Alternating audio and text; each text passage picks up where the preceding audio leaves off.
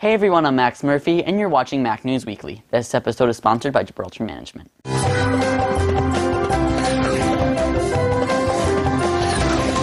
I had a ton of fun last week at the GeekBrief.tv set, and if you haven't noticed, I'm safely back home in New York. There was a ton of Mac news this week, so let's dive in. The biggest news this week was that Best Buy will be selling the iPhone 3G at 970 of their stores come September. This move comes 1 week after Best Buy announced that every single store now has a dedicated mobile department. It's most likely obvious, but I think that Apple decided to sell the iPhone out of its own control because lines are just getting too long for people to wait, and the holiday season is coming up in a few months. Mac News Weekly is using intense debate for the comments on our website, so let's have an intense debate about this at macnewsweekly.com. Ever since the AppStore launch, I had a deep feeling that it was going to be a big hit. In a Wall Street Journal article from this week, Steve Jobs confirmed that in the first month of its opening, the developer community raked in nearly $30 million. 60 million apps have been downloaded to date, the majority of them being free.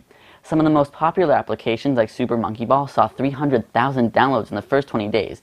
In addition, Jobs does say that Apple has the ability to remove applications from the phone. I go to a laptop school, more importantly a Mac laptop school. The Oncore 6 Bay MacBook and iBook charger is something that you should definitely consider investing in.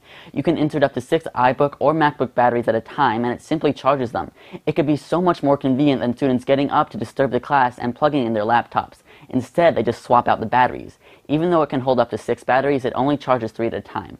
Another downside is that it does not currently support MacBook Pro batteries. It's going to set you back $395.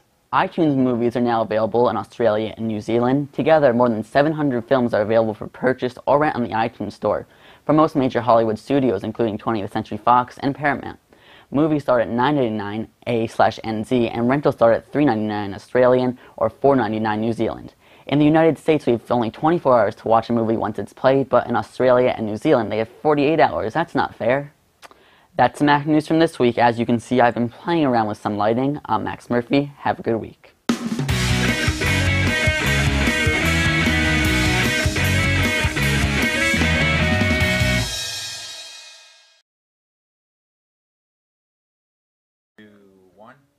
That's the Mac.